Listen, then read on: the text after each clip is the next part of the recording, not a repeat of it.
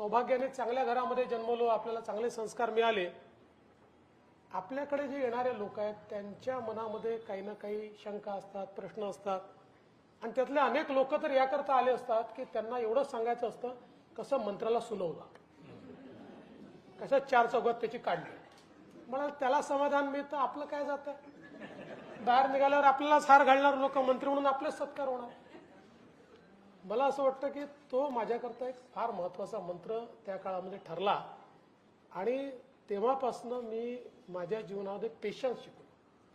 आणि मी नेहमी असं म्हणतो की पेशन्स हा राजकारणामध्ये सगळ्यात मोठा गुण जर काही असेल तर तो पेशन्स आहे. ज्याला पेशन्स आला आणि ज्याला शिव्या खाता येतात त्यांनीच राजकारणात राहिलं पाहिजे. ज्याला शिव्यांचा त्रास आहे त्याने राजकारण सोडून कुठलाही धंदा केला पाहिजे.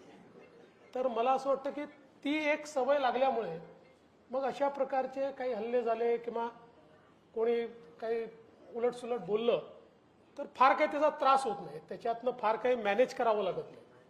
आणि मला असं वाटतं की आता तो स्वभाव झाला आहे माझा. त्याच्यामुळे मला तुम्हाला एक सांगतो की मला राग आलेला दिसला तर फार सोपा उपाय आहे. मला राग तेव्हाच येतो जेव्हा मला भूक लागते. मला राग आलाय असं लक्षात आलं तर काहीतरी खायला दिलं की माझा राग संपला, मग राग येतो. आपण भूक लागली तर मी मात्र मग 2-4 शिव्या देऊन आज एकादशी असल्यामुळं राग येऊ देऊ नका, म्हणूनच मी उपास करत नाही. आणि उपास केला तर उपासाचं खाऊन करतो.